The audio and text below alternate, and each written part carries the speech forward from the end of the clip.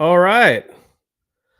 We're live Dodger fans. Restream has made some updates, so I want to make sure that we're connected to YouTube. So sorry for not coming out of the gate strong like I normally would. Let me look into this real quick and make sure we're connected to YouTube. And I don't see me on the YouTube channel yet. So that's bizarre. We're on X, but are we on YouTube? I don't think we are.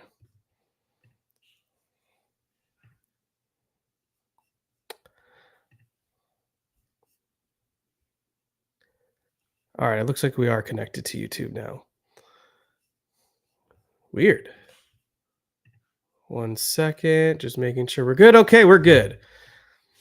I don't know what's going on with freaking restream, but let me just update this real quick and we'll get going. Want to make sure we get everyone good here.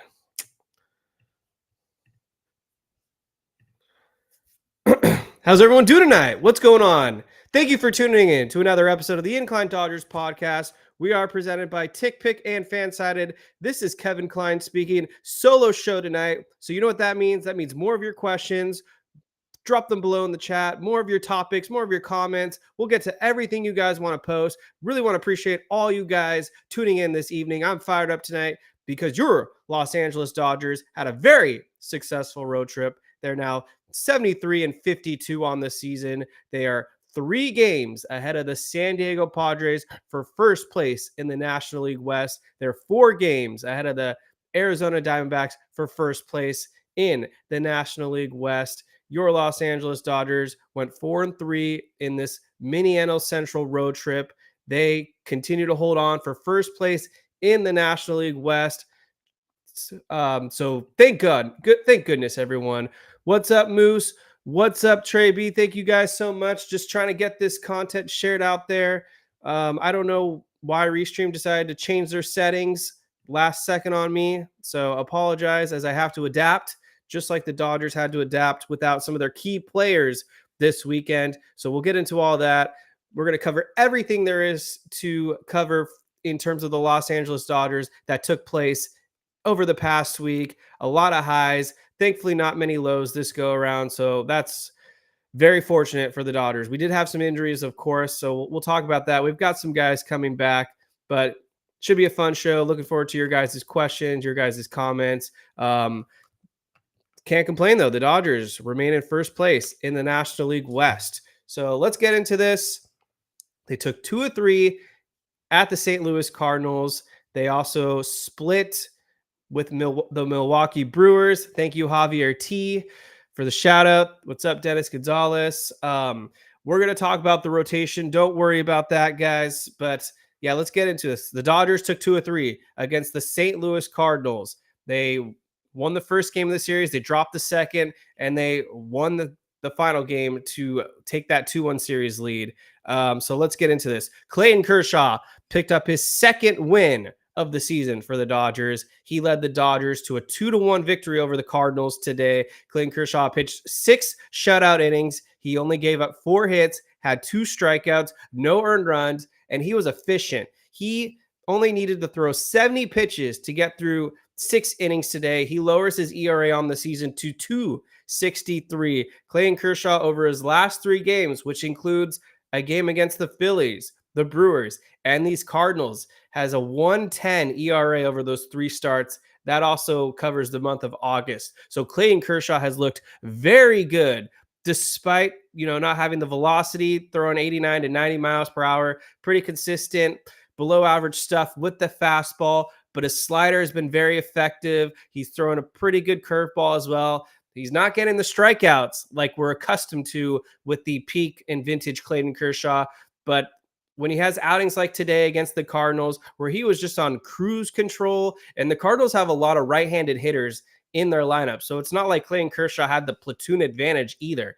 Paul Goldschmidt's in their lineup. He had a home run in the first game of the series, right-handed bat. Nolan Arenado kills the Dodgers as well, right-handed bat. He hit a home run in the second game of the series. Tommy Pham, a guy that's a little bit of a thorn in the Dodgers side, right-handed bat. Wilson Contreras, right-handed bat. So the Cardinals, they got some power. in that lineup, and these are right-handed bats. And it didn't matter for Clayton Kershaw. He got the win. 6 shutout innings, like I said, only needed 70 pitches. So he was on cruise control. He was efficient. Dave Roberts took him out to hand the bridge over, and it started with Evan Phillips, then Daniel Hudson, who gave up a solo home run, and then Michael Kopech closed it out for his second save already in a Dodgers uniform. So we'll talk about the back end of the bullpen in just a couple of minutes and how that's kind of taken shape over the last few days, because it's definitely changed and it's noticeable. And I think a lot of Dodgers fans are getting their wishes in terms of who's closing these games out. But let's start with the rotation to kind of close out this subject. So we kind of have an idea now what this Dodgers postseason rotation is going to shape out and look like, I believe, come October. This is in no particular order, but let's imagine if all these guys are healthy and available for the Dodgers postseason in October. Well, it should be Tyler Glasnow, Yoshinobu Yamamoto. He should be in that mix. Jack Flaherty is a no-brainer, and I don't think you can debate it otherwise, given the options and who's available and who's pitched and honestly earned it up to this point. Clayton Kershaw is going to be in that Dodgers postseason rotation. I think those are the 4. I don't really see it any other way at this point, given how much Walker Buehler struggled, how bad Bobby Miller's looked. Robleski is starting to be exposed. And Landon Knack, I just don't think there's enough reps under his belt to give any of these guys a start. You could argue Gavin Stone, but I don't think he's out pitching Clayton Kershaw right now down the stretch. And it's really hard for me to imagine the Dodgers handing over that baseball to Gavin Stone in favor of Clayton Kershaw, just given the fact that Clayton Kershaw is arguably the greatest pitcher to ever wear a Dodgers uniform, versus Gavin Stone, who had a nice outing against the Brewers, but has kind of been a little inconsistent in the second half. It would probably take a near perfect final 5 or 6 starts for Gavin Stone to get the ball in maybe game 4. Maybe he gets a bullpen role in the postseason. But unless you guys want to debate and argue differently, I think it's Tyler Glasnow, Yoshinobu Yamamoto, Jack Flaherty, and Clayton Kershaw. That's your Dodgers postseason. Let's see below if you guys have any disagreement in the comments, but I'm going to leave it at that. Just going to try to promote this page real quick because, like I was saying, Restream's acting up and not what I'm used to, but I want to let everyone in the Discord know that we're live, because the Discord chat is awesome. If you're not in it yet, well, you're missing out. And it's a really fun gathering for a lot of awesome Dodger fans. So I'll share that link in a few minutes. But yeah, I highly recommend joining our Incline Discord chat. So yeah, Clay Kershaw got the win. He's now 2-2 on the season. Mentioned it a minute ago. He's got a 1.10 ERA over his last 3 starts, and it's against good competition. I mean, the Phillies, the Brewers, and the Cardinals, that's no joke. So he's getting the job done. And I believe Clayton Kershaw, he's earned it at this point. Who's starting tomorrow, according to Dodger Blue for you? It's going to be Gavin Stone. So we'll talk about that series later on. But so that's it for Clayton Kershaw. I think that covers everything. He's looking good. How about the other superstar on the offensive side now for the Dodgers? Shohei Ohtani, who had an impact in this series. He had 2 home runs. He hit his 38th home run on Saturday. He hit his 39th home run today, Sunday, off Sonny Gray. So Shohei Ohtani's up to 39 home runs now. He also swiped 2 bags in this series. He had 2 stolen bases. So he has 37 stolen bases on the season. Currently, Shohei Ohtani is on pace for 50 home runs in a Dodgers uniform. That would break a franchise record that I believe Cody Bellinger set, or Sean Green. Kind of blanking right now. It might have been Sean Green who had 49 home runs, I think. So Shohei Ohtani is on pace for 50 home runs. That would break a franchise record. He'd be the first ever Los Angeles Dodgers player to have 50 home runs in a season. And I mean, that just sounds about right, because this is year 1 of Shohei Ohtani, and his bat has been very potent, especially with the slug, getting all those home runs up to 39, like I mentioned. Year 1 probably will be a Hall of Famer in a Dodgers uniform, and we're only at the very beginning of this awesome era. And he hasn't even pitched yet for the Dodgers, so that's a reason they paid him $700 million, not only to hit the baseball as great as he has all season, but he's also going to be in the Dodgers starting rotation beginning in 2025 and hopefully makes many starts ahead in a Dodgers uniform. But yeah, so 50-50 would be quite a milestone. 50 stolen bases, 50 home runs. The way it's looking right now, I think he could get to the 50 home runs. The 50 stolen bases, I feel like would be a little bit harder, even though they've made the bases bigger, so it's easier for guys to steal bases now.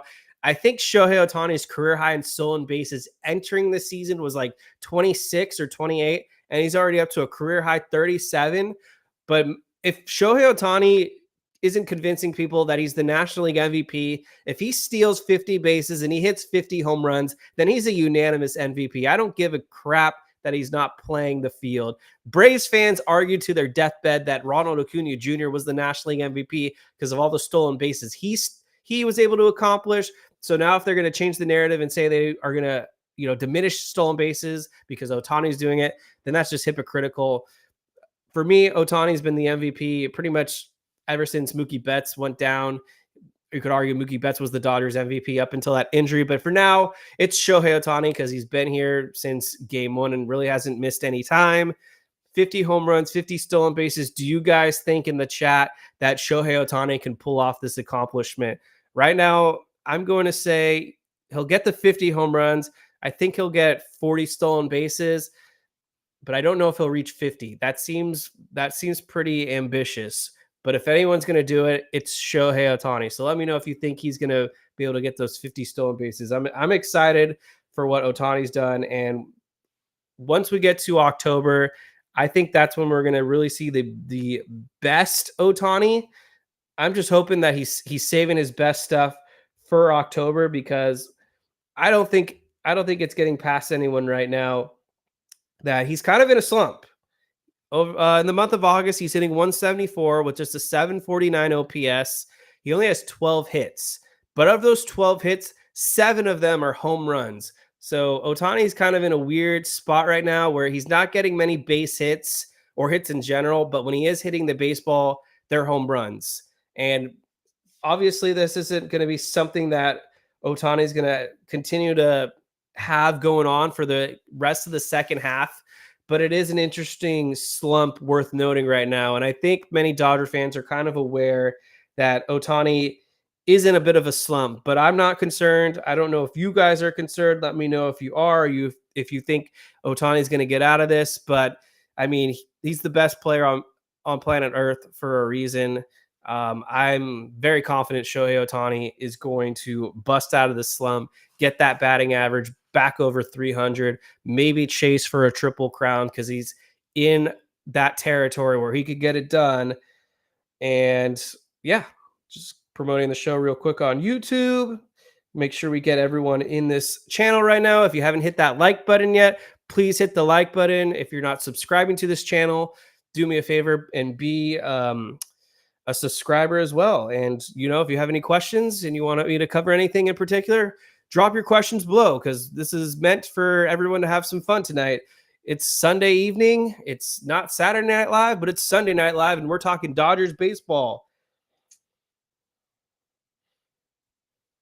Okay, so let's get back into the show. It was a 2-1 game, which means you need someone to close this game out. And I think the Dodgers have found their closer, and it's a guy that they acquired right before the trade deadline from the Chicago White Sox, and his name is Michael Kopech.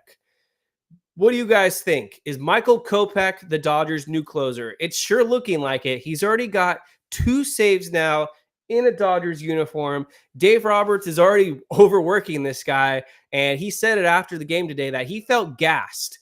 So they're going to give him a couple days off now in this next series. So we might not see Michael Kopech pitch for the Dodgers until Wednesday because he was used in 3 of the last 4 games for the Dodgers. But despite all that, Michael Kopech has been unreal. He's pitched 9 1/3 innings for the Dodgers, amassed those 2 saves, has only allowed 1 single hit in those 9 1/3 innings, 13 strikeouts, and has a 0 ERA. In this outing today against the Cardinals, he got the job done, didn't give up any hits. I believe only 1 Cardinal reached on a throwing error by Austin Barnes. And his velocity dropped a couple ticks. So instead of throwing that 100 to 103 mile per hour range that Kopech has been doing for the Dodgers, he's throwing more around 98 miles per hour. Because, like I just said a second ago, he mentioned after the game that he was feeling a little bit gassed. So let's cool it, Dave Roberts. Let's not overwork this guy. I know he's super exciting to have because he's the new face in town. He's an electric guy to have in your bullpen, and he's a flamethrower. But let's take it easy. We've still got this guy for another year. Let's not burn him out. He's going to have some big innings in October, no doubt about it. But for me, I'm ready to appoint him as the Dodgers closer. So let's see what we've got going on in the comments. Let's see. Renato Yepes, what's going on? I think Ohtani has never been in a playoff push. Something new for him. Absolutely correct. The Angels have always been bad with Shohei Ohtani on their roster. They never made the postseason once. This is unfamiliar territory for Ohtani. He's got the World Baseball Classic underneath his belt, so he has those competitive games. I'm sure he's played in many competitive games out in Japan, but at a major league level, this is the first time Shohei Ohtani, probably even at this point in the season now, is finally in a meaningful race. And I think he's got to adjust in terms of keeping him more fresh, because normally he's done by mid-September. Oftentimes it's injuries or the Angels are out of it, but Ohtani's still got hopefully many more series to come October. Corey Shadid, who do you think we are losing? Who do you think is losing their spot tomorrow with Muncy and Edman coming off the IL? Yeah, so I'm going to get to that, but Max Muncy and Tommy Edman are going to be activated off the injured list. I'm a little concerned about the Freeman injury. I could see them placing him on the injured list potentially, and I think Nick Ahmed's getting DFA'd, but more on that in just a few minutes. Mr. Milko, Kopech is nice. He does need a break. Velocity was down. Absolutely. And Dennis Gonzalez, Sean Green has the record, 49 home runs. Thank you, Dennis. That's what I thought. For a second, I thought it was Cody Bellinger, but then I thought about it again. I was like, no, it was Sean Green. So Michael Kopech, I think he's the Dodgers closer. Evan Phillips, this sets him up nicely to be in that fireman role. This is something that I had been talking about all season long. I think that's where Evan Phillips would be at his finest. Gives Dave Roberts more flexibility in terms of how to get usage out of this guy. He can be used in the 6th inning or the 7th inning. If the Dodgers are in a tight pickle, you call Evan Phillips out of the pen. He hopefully extinguishes that fire, and you got Kopech for the 9th. This bullpen is really strong for the Dodgers, and frankly, I don't even know how they're going to figure out how to choose it come the postseason. And this is why. So we've got Kopech. He's a lock. Phillips is a lock. Hudson is a lock. Vesia is a lock. I think Banda is a lock. That's 5. You've got Brusdar Graterol now rehabbing, and he could be back very soon. He would be a lock. Blake Trinan, he is rehabbing. He should be back soon. He would be a lock. And then Ryan Brazier's back in the Dodgers bullpen, and he threw an inning and a third on Saturday. He should be a lock as well. And I don't even think I've covered everyone yet. But the point is, this Dodgers bullpen is deep. And guys like Joe Kelly, who haven't been as efficient and effective this season, are probably going to be watching from the couch this October, barring an injury. That's just how it goes. Dave Roberts has said it a couple times now. They're looking to go with their best, and performance is going to matter. And so guys like Joe Kelly, who aren't pitching at the same caliber as some of these other guys, sorry, you're going to have to leave them off. Michael Grove even had a brief stint with the Dodgers. They called him up. He already got sent back down because this bullpen just has a lot of guys right now. And I haven't even touched upon the new face yet that was added to this Dodgers bullpen, but we'll get to him later on. So, I mean, that covers the Kopech stuff. I think he's the closer. I don't think anyone's going to disagree with me there right now. A guy that I was really excited about when the Dodgers acquired him, and someone we had referred to a few times as a potential trade deadline acquisition for the Dodgers. So good trade. Glad they got that one done. Let's talk about Gavin Lux, because anyone that's listened to the show knows that I'm probably Gavin Lux's biggest critic out there. But even I can't deny the fact that Gavin Lux is just hitting the ball out of his mind right now. He had 3 hits today. He's raised his batting average up to, I believe, 253. Since the All-Star break, he's hitting 367 with a 1,075 OPS, 5 home runs, 19 RBIs. I don't know what it was other than Gavin Lux's uncle who helped him tweak some things with the swing over the All-Star break. But I don't know what got into Gavin Lux, but this guy's been on fire, and good for him. He's without a doubt the Dodgers second baseman now. He literally forced their hand into moving Mookie Betts into right field because Lux is just hitting the ball out of his mind, and you're able to have some flexibility. And another hot guy with Miguel Rojas, who I believe also had a 3-hit game today, can just be the consistent Dodgers shortstop. So you've got that combo of Miguel Rojas and Gavin Lux. Both are very hot hitters for the Dodgers, and this is something that they really need because the offense as a whole has been very inconsistent. It's pretty flat, especially with runners in scoring position. They're in the bottom half. They just aren't getting the job done. Yep, just like Bob Student 10 said, Augie. That guy is going to get an award somehow as one of the X factors for the Dodgers because he fixed Gavin Lux, and this guy looked like a dead man walking. He looked like he was on the verge of being demoted or traded, and got to give credit where it's due. Gavin Lux has been the Dodgers' best hitter in the second half. Teoscar Hernandez was in that camp for a while, but Teoscar has kind of cooled off, and I'm okay with that because he was hitting the ball out of his mind, and guys like Teoscar are going to go through slumps, and it's all about timing for the Dodgers. Some of these guys like Will Smith, Teoscar, go ahead and slump now. Just be on fire in October. That's all I ask. Mookie Betts is on fire right now. He might go through a little slump. Just be on fire in October because we're going to need all these guys to step up. This is a huge race. This is a huge race right now going on with the Dodgers. You've got the Dodgers, the Padres, and the D-backs all within the top 5 best records in Major League Baseball. And one bad series for any of these teams could cost them the division. The Tampa Bay Rays just did the Dodgers a huge favor by sweeping the Arizona Diamondbacks. So now the Diamondbacks are 4 games out. The Rockies, who are major underdogs and a bad team, took 2 of 3 against the Padres. So this did the Dodgers a huge favor. They're now 3 up for first place as the Dodgers took care of business on their end. So they got that 3-game lead over the Padres. I think they got one more series left to go. Yesterday's game was very frustrating, and I don't know how you guys felt. I was frustrated for a couple of reasons. First of all, who the hell is Andre Palante, and how the heck did this guy really contain the Dodgers? He had an ERA in the mid-4s, and he was able to throw 7 innings against the Dodgers yesterday and numerous strikeouts. This guy has been a scrub so far throughout the duration of his major league career, and this isn't the first time we've had right-handed pitchers who are scrubs give it their all and look sharp against the Dodgers. So I was disappointed. The offense was putrid. They were flat. They only scored 2 runs. Palante dealed through the 7 innings, like I said. This was the game where Freddie Freeman had to leave early because he hurt his finger. Now he has a finger strain, and they're still evaluating how serious the injury is. They're running more scans, but it doesn't sound very assuring right now because as of today, Freddie Freeman said that it hurt more than yesterday. He can't grip a bat. And so barring some miracle where he finds the fountain of youth or sips a cup of magical wine, I feel like he might end up on the 10-day injured list because the Dodgers have a couple of off days anyways. So I think he'd only be missing about 7 games if we're being real. And who would play first base?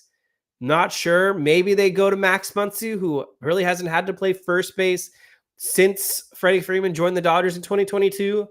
But you can take a chance. Muncy's actually a pretty good defensive first baseman. So I wouldn't hate it if they have Muncy stick it out at first base until Freeman's ready to come back. And with Mookie Betts back and Muncy back, I think you could afford to miss a few more games from Freddie Freeman.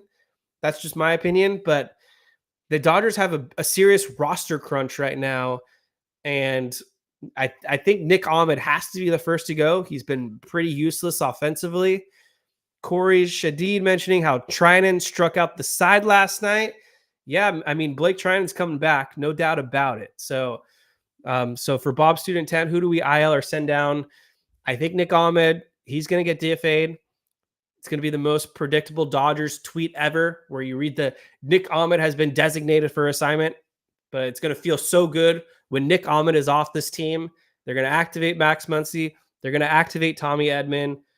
I mean, the Dodgers, knowing them, they're not going to want to cut anyone. What's up, BC? They're not going to want to cut anyone. And so the way they can get by for now is to just put Freddie Freeman on the injured list. If I was running this ship and Freddie Freeman doesn't need to go on the injured list, I think you got to get Jason Hayward off this 26-man roster. I don't know if you got to phantom IL him or DFA him altogether, but I just don't see the value that Jason Hayward adds to this team. They don't need a right fielder anymore because they got Mookie Betts and they've got Andy Pages. Both of them can play right field, especially against left-handed pitching. Pages is a great platoon advantage guy because he's been hitting lefties very well this season. Defensively, he's pretty good too.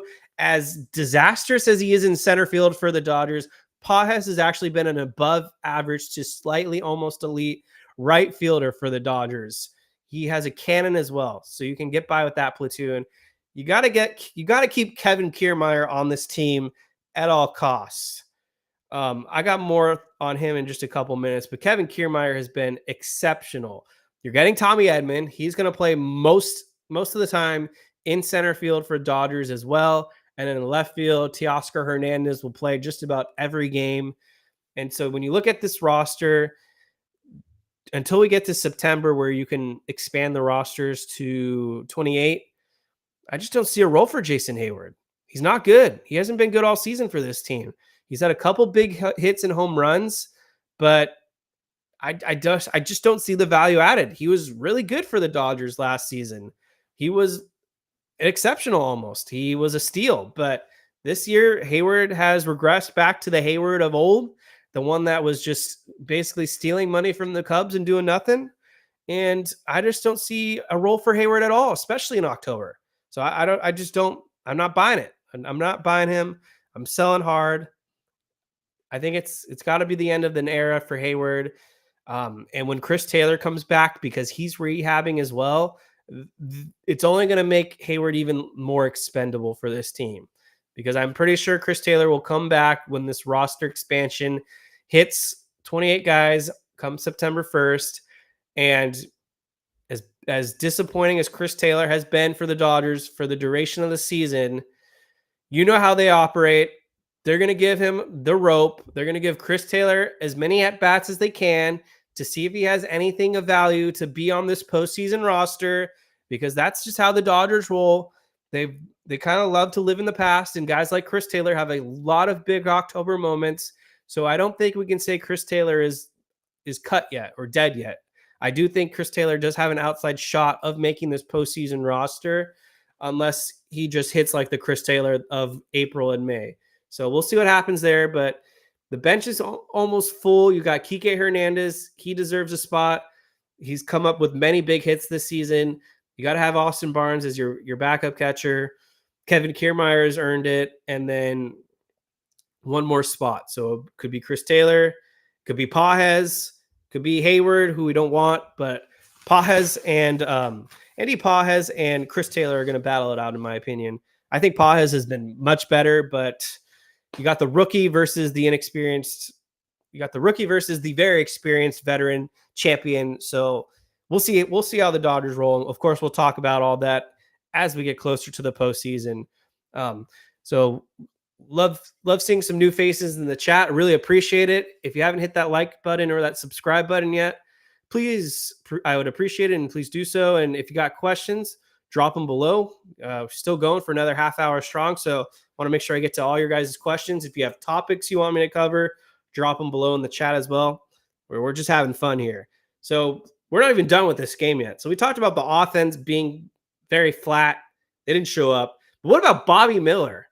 We hadn't seen this guy in months.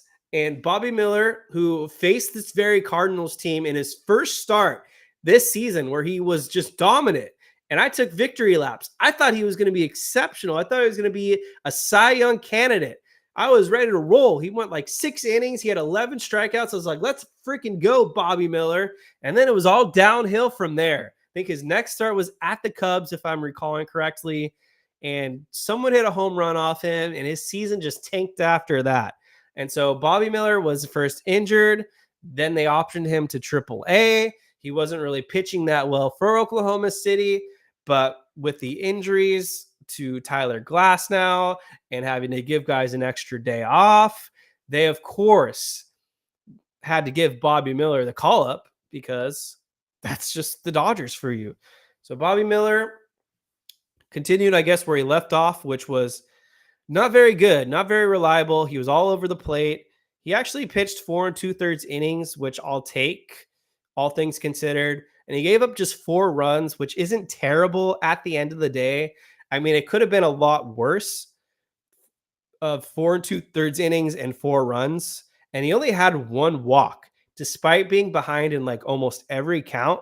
I'm kind of astonished that he only had 1 walk, but he also only had, I think, 1 strikeout. So that's not exactly reassuring. A guy that only had 1 strikeout, even though he did generate a number of whiffs. But when he was in the 2 strike count, he couldn't strike anyone out. The ball was put in a play. The ball was put in play a lot. He gave up 8 hits, and so it could have actually been worse for Miller. 4 runs, 8 hits, and he had 4 wild pitches. So this is like Charlie Sheen in Major League. He was just all over the place. He ended up throwing 91 pitches, only 51 of them for strikes. So he threw 40 balls, and his season ERA remains at 8.02. Here we are with Bobby Miller, who last season, most of us viewed him as the Dodgers' top pitching prospect. He was going to be an anchor, a guy we could count on. We loved his energy, felt like he was a big game pitcher, and he is having the ultimate sophomore slump when you put together an 8.02 ERA in the year 2024 for the Dodgers. And he's still on this major league roster as we speak. So I don't know if they're planning on starting him another game. But personally, I don't think Bobby Miller has any shot to be an effective Dodgers starting pitcher for the remainder of this season. Next season's a different topic. He could end up bouncing back, and he's talented enough to absolutely get it back together for the Dodgers. But for 2024, I think Bobby Miller, you got to cut the cord. He shouldn't be starting for the Dodgers. Personally, I would love to see what he could do out of the Dodgers bullpen right now. And I think he could be like another Michael Kopech, a guy that throws gas, give him a role, and where he only needs to get 3 to 5 outs, if that. And Bobby Miller could be an effective reliever for the Dodgers. I don't think he can be a starter this season. If you disagree with me, let me know in the chat. But personally, I think you got to just stop giving starts to a guy like Bobby Miller. It's too erratic. It's only ruining his confidence at this point, and you never know. He could be a flamethrower out of the bullpen. So that's the Bobby Miller story for you. But we got to see Ryan Brazier return. Brett Honeywell gave up a home run to Nolan Arenado in his last appearance before getting DFA'd by the Dodgers. So Honeywell's been DFA'd, and now Ben Kasparius was added to the Dodgers active roster. They selected his contract from Oklahoma City, and now he's on the 40-man roster. Nope, there's no co-host, BC. I'm running solo, obviously, but drop your questions below. So Ben Kasparius, 25 he's the age of 25 for the Dodgers, and he's 6'2". He's got a 348 across AA and AAA this season, 95 strikeouts, 72 2/3 innings. So he's been very effective for the Dodgers at the minor league level. And I mean, it's cool to see them give him a shot, add him to the 40-man. It's just another arm. This 40-man is going to have a big roster crunch though in the offseason. So that'll be interesting. You got a lot of young guys, some of them being injured. I mean, River Ryan's got Tommy John surgery. Kyle hurt. So there's going to be some injured guys, but yeah. So Kasparius is added. I don't know if he's going to actually pitch for the Dodgers or they have to end up sending him down because of these roster crunches. But the thought process here is that he's going to be a long man out of the pen for now. If the Dodgers need some innings eaten, they'll go to him, and he'll basically replace Honeywell, who replaced Yarborough. So we're just kind of continuing the chain here. I did see a question about Outman from Dodger Blue for You. Do we see Outman come up again this season? I think he hit 2 home runs in Oklahoma City tonight, but I don't think we're going to see James Outman again this season. Unfortunately for him, he just didn't have a good year. And with Kevin Kiermaier on the roster, you're going to go with the veteran over the younger, inexperienced player that's just been struggling. And so it's a hard life out there sometimes. And that's unfortunately how it goes if you're a baseball player sometimes. But yeah, I'm excited about Kasperius. I think he'll be effective, and he throws pretty hard too. I think he can get the high 90s in his velocity, so he'll be good. More injuries to talk about though. So Tyler Glasnow did go on the injured list with elbow tendonitis, and this was a weird day because I believe this was on Friday, and we were now basically 30 minutes before first pitch. The Dodgers still hadn't officially announced their lineup. Robleski wasn't officially added to the team. And every 5 minutes, I was just refreshing like crazy. I'm like, okay, what's going on here? Who's coming off the roster? There were some mentions about Tyler Glasnow. I think Dave Roberts said he was in line to make his next start. And then bang, like 8 minutes before first pitch, literally down to the wire, we get the announcement that Tyler Glasnow is getting placed on the injured list with the elbow tendonitis. And then they activated Robleski, who made a start and then was sent back down to Oklahoma City the next day. So Glasnow's on the 15-day IL. And whenever you hear elbow in the title of an injury, there's always reasons to be concerned. And maybe I'm naive here, but I'm going to try to be optimistic about this for once, because even Tyler Glasnow himself said he was ready to make his start the next day, and he was trying to push for it. But the Dodgers were trying to err on the side of caution, and they just didn't want to jeopardize or risk anything. And so I'm sure there is some legitimacy to the soreness or the little minor sting that Tyler Glasnow is experiencing in his elbow. But I personally think the Dodgers are just trying to be smart here and load manage Tyler Glasnow, because he's in very deep waters of a territory he's never been before at all in his major league career. I mean, if you look at his stats right now, he's already made 22 starts this year. That's a career high. He's pitched 134 innings right now. That's 14 more than his previous career high, which he did last season for the Rays. And so when you're thinking big picture here, this is already back-to-back seasons now where Tyler Glasnow has pitched a new career high in innings. And this is their ace. This is someone they are going to need in October.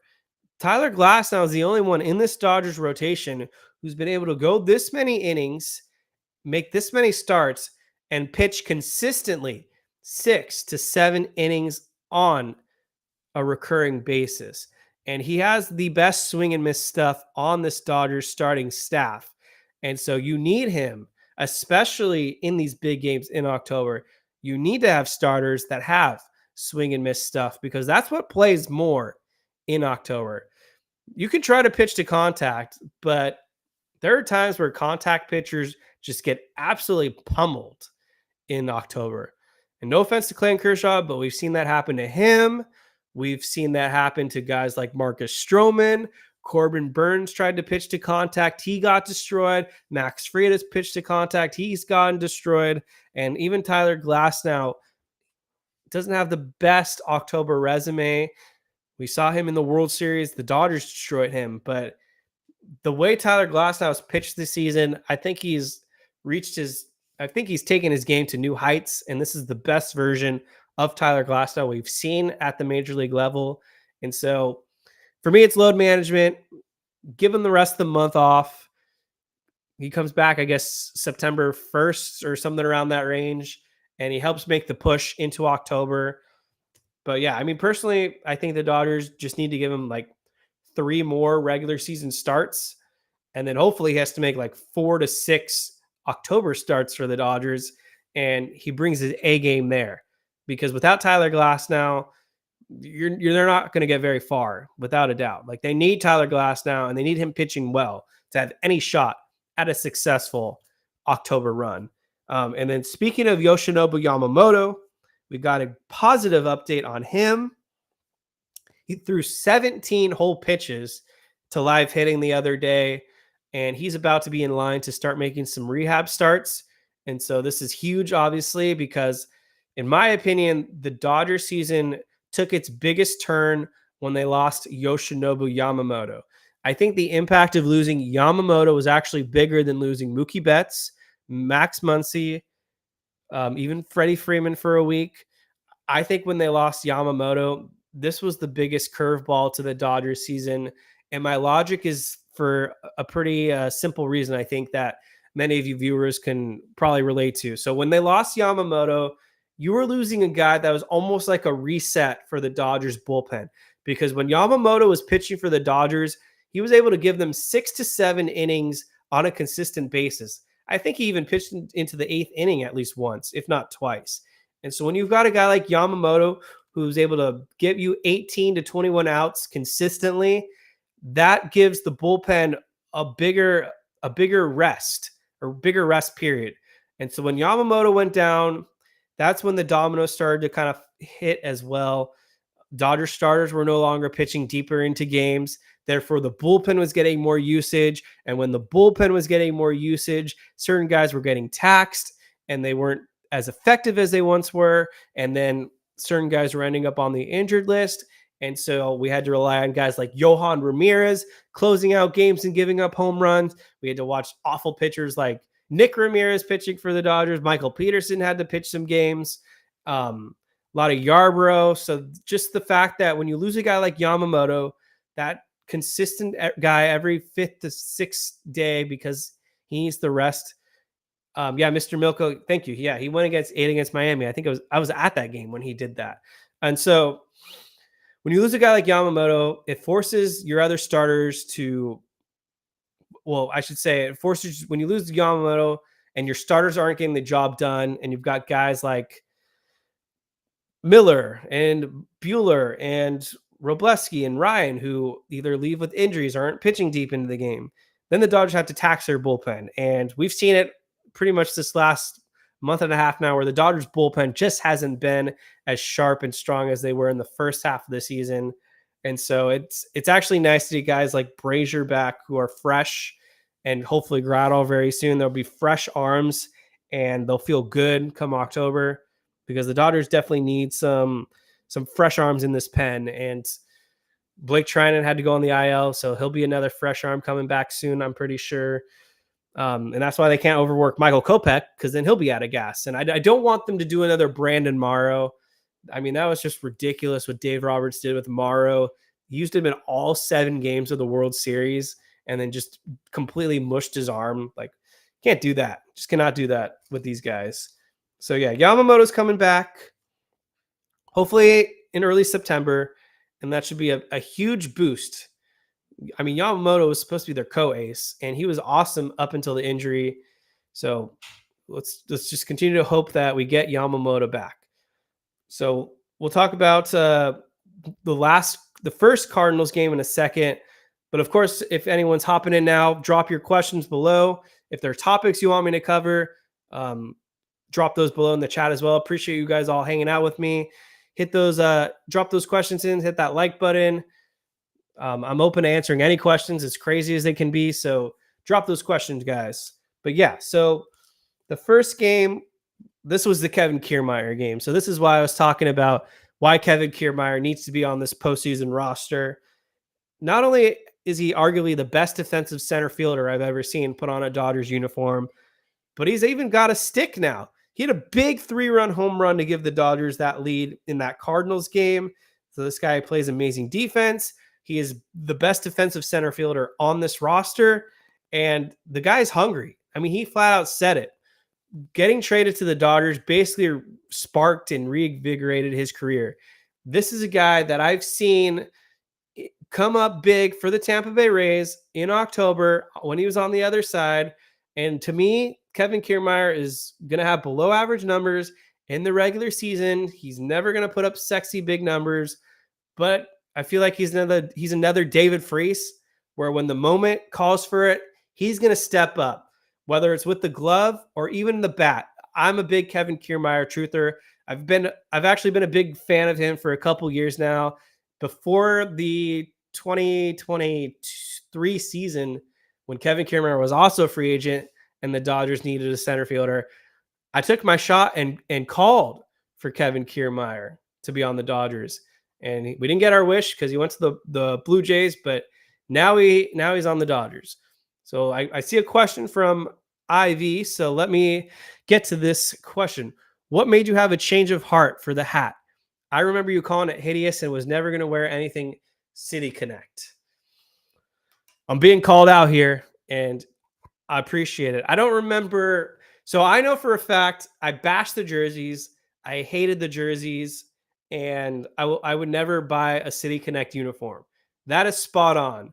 And I was at the Dodgers clubhouse store at the Camarillo outlets today, and they had everything you could imagine. City Connect, Shohei Ohtani, and for a split second, I thought about buying a City Connect t-shirt, but I was like, nah, I'm not going to do it. In terms of the hat, though, I'm pretty sure I said I liked the logo, even though I think I did compare it to Disneyland, and it does kind of look like a Mickey Mouse Disneyland Dodgers hat. But I don't think I was a hater on the hat as much as I was a hater on the price. And so, yeah, I gave in. I paid the stupid $35. You can call me out, but I needed a new Dodgers hat. And I was deciding between this one and honestly the Pride hat. I don't know why I would buy the Dodgers Pride hat, but I kind of like the rainbow look. But I decided to go with the City Connect hat. And so, yeah, I went with it. You call me a liar, whatever. I'm owning it. I don't hate the hat. Doesn't look like a Pop-Tart like Corey's saying in the chat. But yes, I appreciate your question. And if you guys have more questions, feel free to drop them below. But yeah, Kevin Kiermaier is awesome. I mean, this guy is playing phenomenal defense for the Dodgers. Andy Pages, he's been a pretty hot hitter for the Dodgers too. He's hitting .318 with 1 home run over his last 7 games. Let me take a quick pause right here. If you guys have any questions, I'm going to give you guys some time to fire them up in the chat. But this podcast is brought to you by TickPick. TickPick has been our sponsor for the last couple seasons now.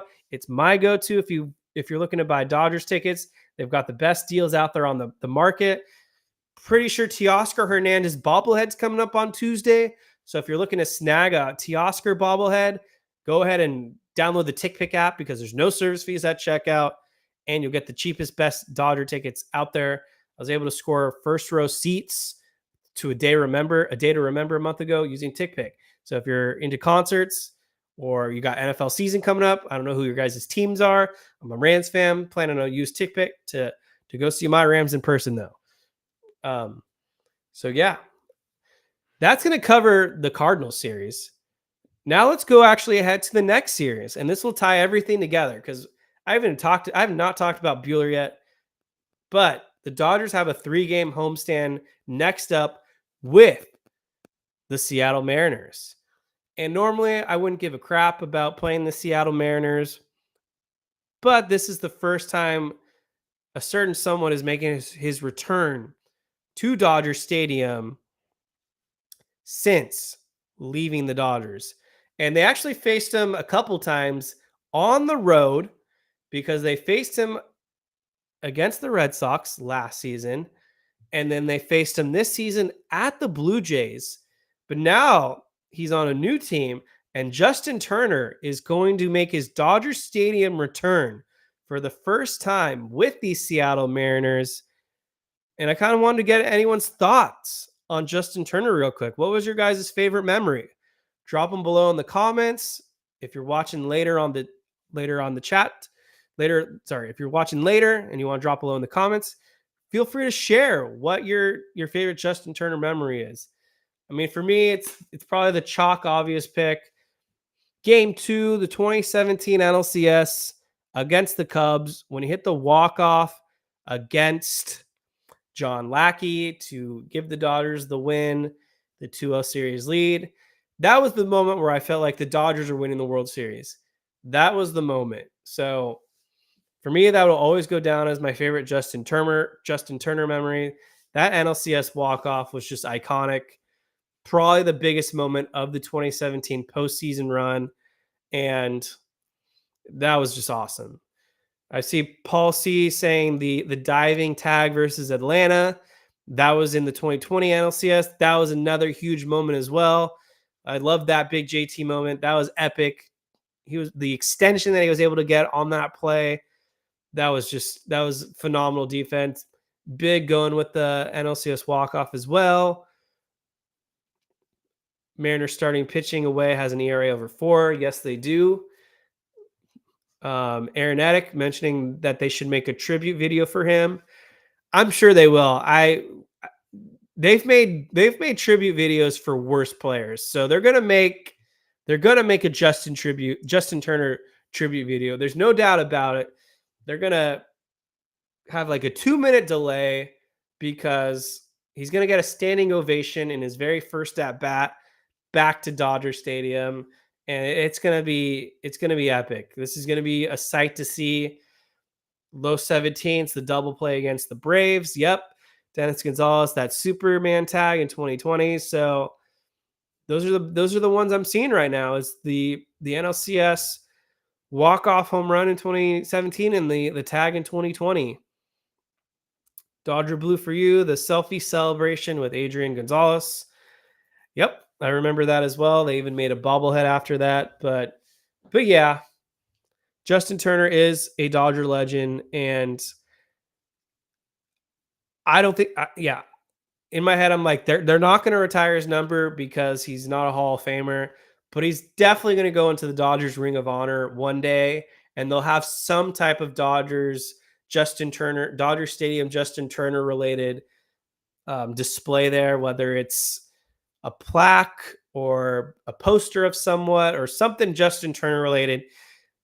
You can bet it that Justin Turner will have some type of tribute one day when he's retired related to the Dodger Stadium. That's right. Los Dodgers World Series champs, the Long Beach legend, Justin Turner. I'm a Long Beach alumni, so we can rock Long Beach all day here on this podcast. But yeah, the tag seems to be a big one. So let's get to the people think Justin Turner could be their future manager. I don't know about that, to be honest. I don't think Justin Turner is going to be a manager, but if I had to make a prediction about what's next for Justin Turner, I think Justin Turner is going to be in the broadcast booth. I think he's going to be the main color commentator next to Joe Davis, assuming that Fox doesn't steal him away from us full time. But I think that's going to be your booth. Joe Davis and Justin Turner. I mean, I'm sure most of us have heard Justin Turner talk, and he just seems like an excellent color commentator. So I think he'll be in the booth for the Dodgers. That's my prediction. I mean, he could be a coach as well, but personally, I think he'll be more entertainment focused. So, Ivy, if you could have a guest besides Shohei, who would you want on your podcast? Clayton Kershaw. I mean, that's the answer speaks for itself.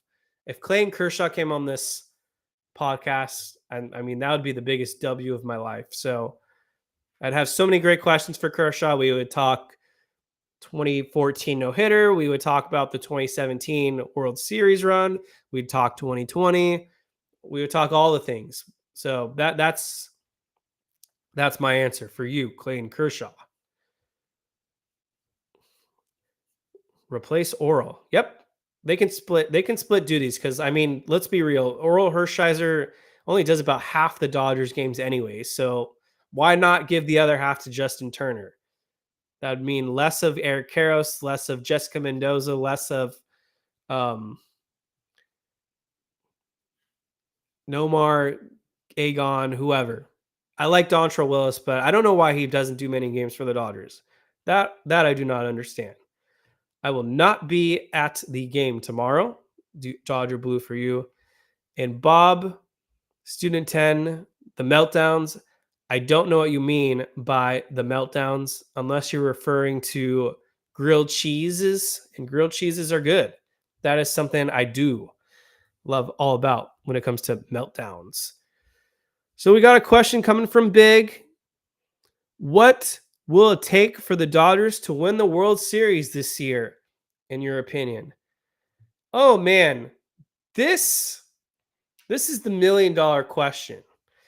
I mean, if you could think of a better question, I don't think you could, because this is the ultimate question right now from Big. And I wish I had all the answers, because if I did, then the Dodgers need to hire me like stat and we will game plan and we would be a dynasty.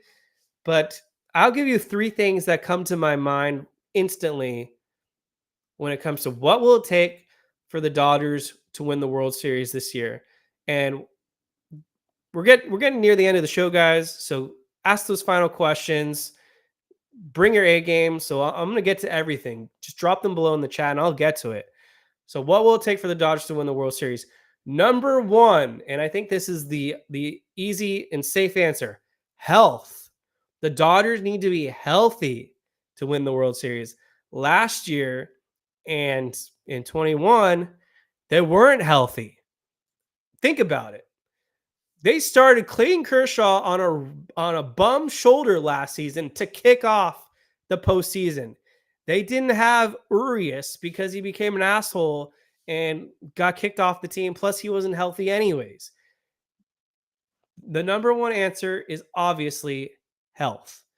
In 2021, we lost Max Muncy because of the injury on the last game of the season. We lost Max Scherzer because he claimed he was too tired to pitch. We lost Clayton Kershaw, who was dealing with injuries. And even the last couple years, Walker Buehler was this team's go-to. This was their dog. This was the guy you give the ball to game 1 or game 7 or whatever elimination game it was. He sets the tone for the playoffs, and they didn't have him. They didn't have him in 2022. They didn't have him in 2023. They're probably not going to have him in 2024, but that's besides the point, because they've got new guys. They've got Glasnow. They've got hopefully Yamamoto, and they've got Jack Flaherty. Those are some big names for you. So health is the number 1 answer. They've got Mookie Betts back. They're getting Max Muncy back. They're getting all the guys back. Freddie Freeman, I'm sure he'll be healthy. So that's number 1. Number 2 is bullpen management. The bullpen management has to be on point. There are times where Dave Roberts just dicks around or has his head up his ass and he makes the wrong call when it comes to managing the bullpen.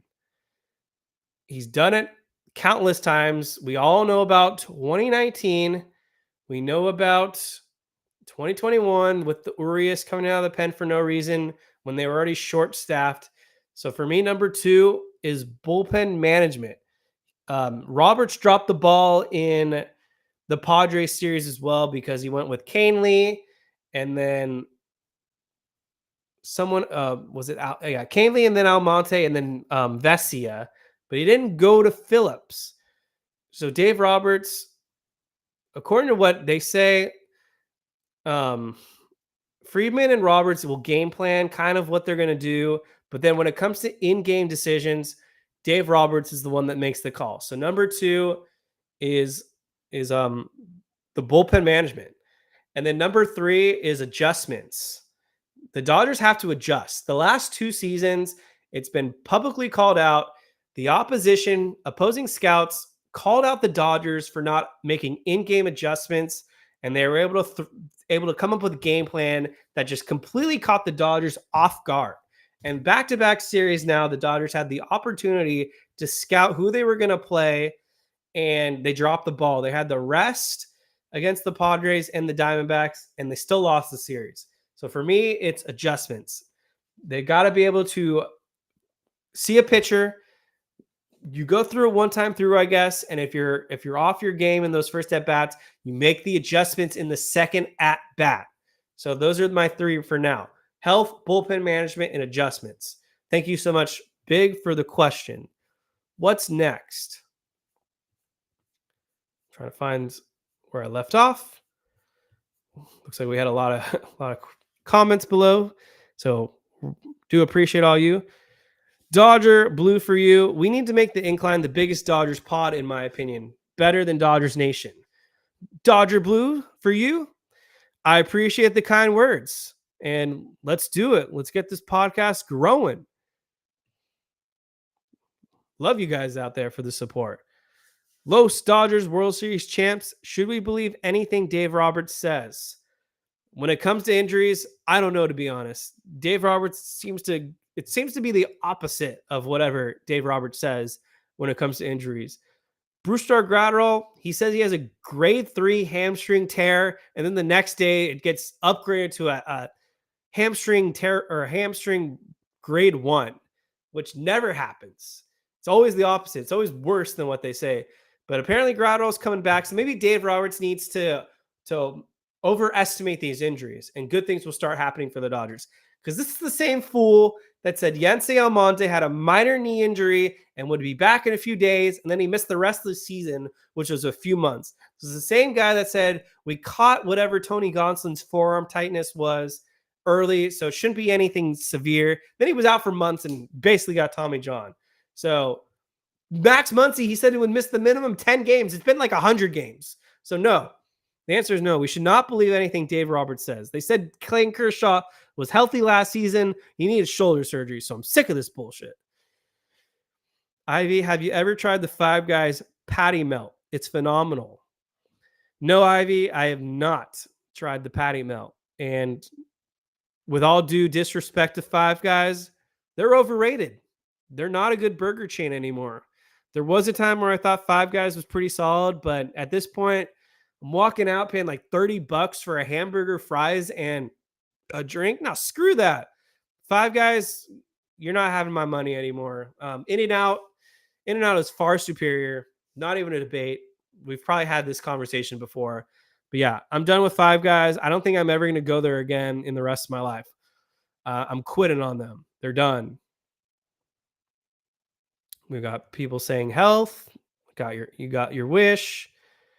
Aeronatic, is this our only stream this week, or will we have our usual Monday show too? I think we're going to probably have a Wednesday or Thursday show after this Mariners series. So nothing official yet. Everyone's schedules are sporadic. Jake's busy. He's got his softball stuff he's managing. Couldn't make it tonight, but he'll be back. And maybe Coach will come on, or someone. We'll get some guests. But yeah, we'll have another show later this week. Probably Wednesday if we're doing it, because I just remembered I'm actually flying to Vegas on Thursday, and I'll be there all weekend. I don't know if I've said it on this podcast. Probably have before. I'm a big Vegas guy. It's my top 5 city for me in the U.S. I love Las Vegas. It's amazing out there. I'm going to make some bets. We're going to bet some baseball. Oh, yeah. It's going to be a good time. Going to see the Killers Hot Fuss residency show. So I'm excited. Always have fun in Vegas. Excellent city. So yeah, I'm leaving on Thursday for Vegas. So try to squeeze in the show on Wednesday for you guys. I don't see any other questions yet. Corey Shadid. We should get a collaboration with the Incline and Jeff and Vince from Locked On Dodgers. Yeah. Not going to happen. It's not going to happen. I'll just leave it at that. There will not be a collaboration with that show. Other shows, yeah. I mean, I would love to make it happen. I reach out to them, but I don't get the invites back for some reason. But if you want to bug them, please do so. Drop it below in their comments. Make it happen. See that there's a demand out there to get these collaborations going, and we'll make your dreams come true. BC, how often are these streams? Once a week. We're going to do a stream at least once a week, but ideally with this stretch now and some big games for the Dodgers, hopefully twice a week. Personally, I would love to have a consistent schedule out there. It just doesn't seem to happen, but we post on our X feed when we're going to do shows or social media, so try to keep the people in the loop. But yeah, once to twice a week for sure. We don't take a week. I don't take weeks off. I'm like the Freddy Freeman version of the podcasting. I don't do it every day, but I'll do it every week. I don't take weeks off. Okay, so until you guys have final questions, we're gonna continue with the last topic. So the Dodgers play the Mariners. We talked about Justin Turner. The final pitching, the way the pitching is lined up, we've got Gavin Stone against Wu, and then I'm going to pause here to talk about Walker Buehler against Bryce Miller. So this is going to be a big start for Walker Buehler. He has not been good for the Dodgers at all this season. He had one good appearance against the Reds where I believe he threw 6 innings of shutout ball. But other than that, it's been very bad for Walker Buehler. He's 1-4 with a 5.58 ERA, 34 strikeouts across 40 innings thrown, and a whip of a 1.5. In his most recent appearance against the Brewers, it was bad, no doubt about it. He only was able to go 3 1/3 innings, made 87 pitches, 46 of them being strikes. Kevin Kiermaier bailed him out in the first inning because he walked the bases loaded. He walked everyone, so the bases were loaded. Kevin Kiermaier made an amazing defensive center field grab and then threw out the runner to prevent some scoring from happening. But this was an ugly game for Buehler, no doubt about it. I mean, I've seen many fans online already calling for him to be DFA'd. I don't know where you guys stand in terms of Walker Buehler, but to me, he's earned at least one more start. And if he looks bad in this start, then I think that's it. I think you wrap it up, throw it in the trash can, and you call it a day with Walker Buehler. But yeah, like Paul C is mentioning, he needs to go 5 innings. 3 1/3 is just inexcusable. Like, we need length out of our starters, especially at this point in the season. No more of these bullpen games. So this is the big one for Walker Buehler. If Walker Buehler gets pummeled again or he looks bad, that might be it. And he's kind of got some leeway now with the injuries. But if Walker Buehler goes out there and gets shelled or just doesn't look good, then I think you got to give Landon Knack the spot in the rotation. But this is why I'm giving Walker Buehler one more shot, because he's freaking Walker Buehler. And if anyone's able to overcome the adversity, it's this guy. So I'm excited to see what he's going to do against these Mariners. This is a Mariners team that is very inconsistent in terms of their offense.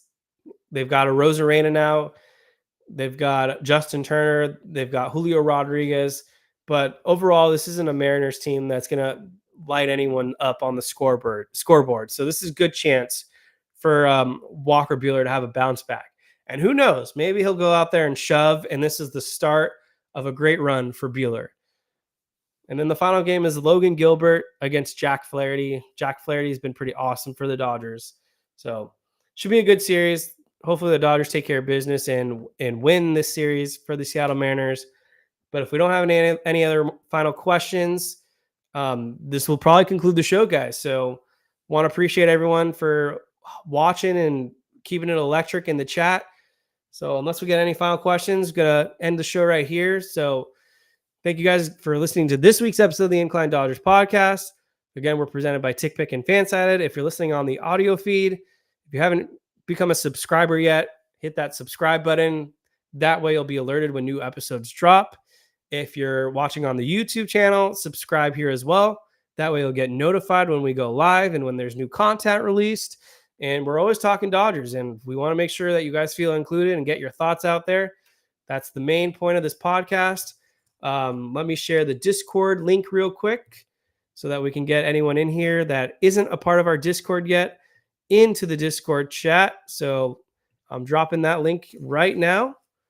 And there you go. So yeah, thank you guys for watching tonight.